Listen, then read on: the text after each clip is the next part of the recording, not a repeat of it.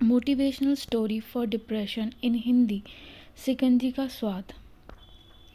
एक professor class ले रहे थे। क्लास के सभी छात्र बड़ी ही रुचि से उनके लेक्चर को सुन रहे थे, उनके पूछे गए सवालों के जवाब दे रहे थे। लेकिन उन छात्रों के बीच कक्षा में एक छात्र ऐसा भी था जो चुपचाप और गुमसुमा बैठा हुआ था।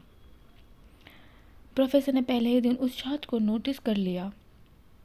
कुछ नहीं बोले, लेकिन जब 4-5 दिन तक ऐसा ही चला तो उन्होंने उस छात्र को क्लास के बाद अपने कैबिन में बुलवाया और पूछा, तुम हर समय उदास रहते हो, क्लास में अकेले हो, चुपचाप बैठे रहते हो, लेक्चर पर भी ध्यान नहीं देते, क्या बात है, कुछ परेशानी है क्या?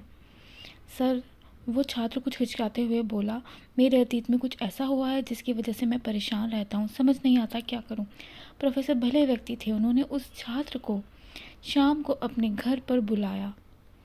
शाम को जब छात्र प्रोफेसर के घर पहुंचा तो प्रोफेसर ने उसे अंदर बुलाकर बैठाया और फिर स्वयं किचन में चले गए और शिकंजी बनाने लगे। उन्होंने जानबूझकर शिकंजी में ज़्यादा नमक डाल दिया। फिर किचन से बाहर आकर शिकंजी का गिलास छात्र को देकर कहा, ये लो शिकंजी पियो।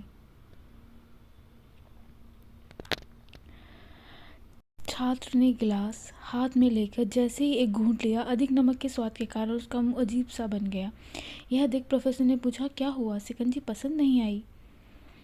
नहीं सर, ऐसी बात नहीं है, बस शिकंजी में नमक थोड़ा ज़्यादा है, छात्र बोला। अरे, अब तो ये बेकार हो गया, लाओ गिलास मुझे दे दो, मैं इसे फेंक देता हूँ। प्रोफेसर ने छात्र से गिलास लेने के लिए अपना हाथ बढ़ाया, लेकिन छात्र ने मना करते हुए कहा, नहीं सर, बस नमक ही तो ज़्यादा हुआ है, थोड़ी चीनी और मिलाएंगे तो स्वाद ठीक हो जाएगा। यह बात सुन प्रोफेसर गंभीर हो गए और बोले, सही कहा तुमने, अब इसे समझ भी जाओ, ये शिकंजी तुम्हारी ज़िंदगी है, इसमें घुला अधिक नमक तुम्हारे अतीत के बुरे अनुभव हैं। वैसे ही उन बुरे अनुभवों को भी जीवन से अलग नहीं कर सकते, वे बुरे अनुभव भी जीवन का हिस्सा ही हैं।